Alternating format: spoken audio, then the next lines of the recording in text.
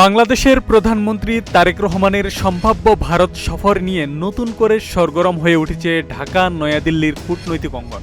সাবেক ভারতীয় কূটনৈতিক বিদ্যাভূষণ সোনি বলেছেন, তারেক রহমানের দিল্লি সফর হতে পারে দুই দেশের সম্পর্কের মোড় ঘুরিয়ে দেওয়ার গুরুত্বপূর্ণ সুযোগ। তার আশঙ্কা, এই সুযোগ হাতছাড়া হলে দীর্ঘ সময়ের জন্য ঢাকা নয়াদিল্লির যোগাযোগের পথও কঠিন হয়ে যেতে পারে।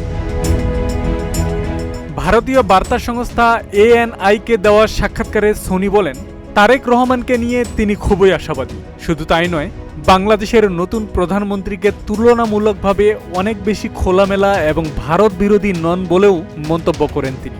সোনির দাবি, তারেক রহমান নিজে ভারতের বিরুদ্ধে কোনো বক্তব্য দেননি, আর এই বিষয়টিকেই দিল্লির জন্য সম্ভাবনার জায়গা হিসেবে দেখছেন তিনি।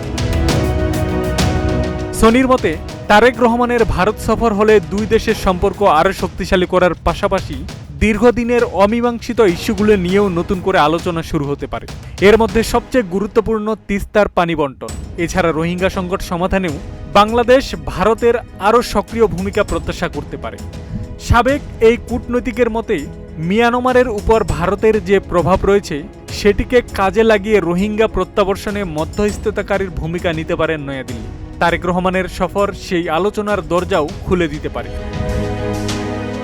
তবে এই সম্ভাবনার বিপরীতে রয়েছে সাম্প্রতিক কূটনৈতিক টানাপোড়েন। নয়াদিল্লিতে সাবেক প্রধানমন্ত্রী শেখ হাসিনার প্রকাশ্য অনুষ্ঠানে অংশ নেওয়া নিয়ে ঢাকার অসন্তোষ রয়েছে। শেখ হাসিনাকে ফেরত পাঠানোর জন্য আনুষ্ঠানিকভাবে ভারতকেও অনুরোধ জানিয়েছে বাংলাদেশ। একই সঙ্গে ওসমান হাদি হত্যা মামলায় অভিযুক্ত আসামিদের হস্তান্তরের দাবিও জানিয়েছে ঢাকা। দেশটির পররাষ্ট্র মন্ত্রণালয়ের মুখপাত্র রণধীর জয়সওয়াল জানিয়েছেন, অনুষ্ঠানটি একটি বেসরকারি গণমাধ্যম প্রতিষ্ঠান আয়োজন করেছে এবং সেখানে দেওয়া বক্তব্যের সঙ্গে ভারত সরকার একমত নয়। সবকিছুর মাঝেই তারেক রহমানের সম্ভাব্য দিল্লি সফর নিয়ে চলছে আলোচনা। কয়েক সপ্তাহ ধরে দুই দেশের কর্মকর্তাদের মধ্যে যোগাযোগও চলছে, তবে এখনও চূড়ান্ত তারিখ নির্ধারিত হয়নি। সোনির বার্তা স্পষ্ট, এই সুযোগ হারানো উচিত নয়। কারণ তার ভাষায়, তারেক রহমান না এলে দীর্ঘ সময়ের জন্য যোগাযোগের এই পথ খোলা নাও থাকতে পারে। এখন প্রশ্ন একটাই, তারেক রহমানের দিল্লি সফর কি সত্যিই ঢাকা নয়াদিল্লি সম্পর্কের নতুন অধ্যায়ের সূচনা করবে?